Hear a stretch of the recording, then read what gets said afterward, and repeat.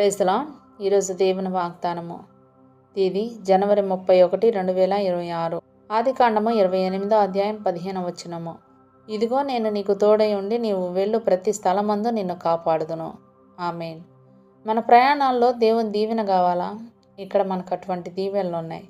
మనం వెళ్ళే ప్రతి స్థలంలోనూ దేవుని సన్నిధి, దేవుని కాపుదల మనకు కావాలి. దేవుడు మనకిచ్చిన పిలుపును బట్టి, బాధ్యతలను బట్టి మన ప్రయాణాలు ఉండాలి. ఏదో మనకు తోచినట్టు మనం అనవసరమైన ప్రయాణాలు చేయకూడదు.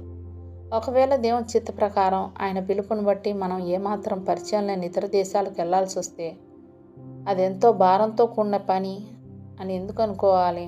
ఒక విశ్వాసి ఈ లోకంలో ఎక్కడున్నప్పటికీ అతడు యాత్రికుడే కదా.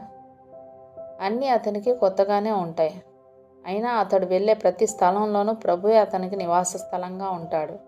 పూర్వకాలంలో అన్ని తరాల్లో ఉన్న పరిశుద్ధులకు దేవుడు తన సన్నిధి భాగ్యాన్ని ఇచ్చాడు. ఒక దేశాన్ని పరిపాలించే రాజుకున్నంత బందోబస్తు, భద్రతా సిబ్బంది మనకు ఉండకపోవచ్చు. కానీ నిన్ను కాపాడేదను అని ప్రభు మనతో వాగ్దానం చేశాడు. కాబట్టి మనకు ఏ అపాయం రాదు. ప్రభువులో ఉన్న ప్రతి ప్రయాణికునికి ఈ వాగ్దానమే ఒక దీవెనకరమైన పాస్పోర్టు. పరాయి దేశాల్లో ఉన్న ప్రభు బిడ్డలకు ఇది పరలోకపు భద్రత. యాకోబు అంతకుముందు ఎప్పుడు తన తండ్రి ఇంటిని విడిచి బయటకు వెళ్ళలేదు. తన తల్లి కొంగుచాటున ఉన్న బాలుడు అతడు. తన అన్నలా సాహసవంతుడు కాడు.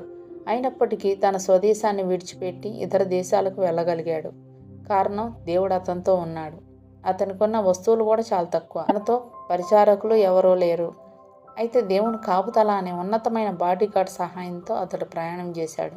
ఇంత గొప్ప కాపుదల ఏ రాకుమారునికి లేదు.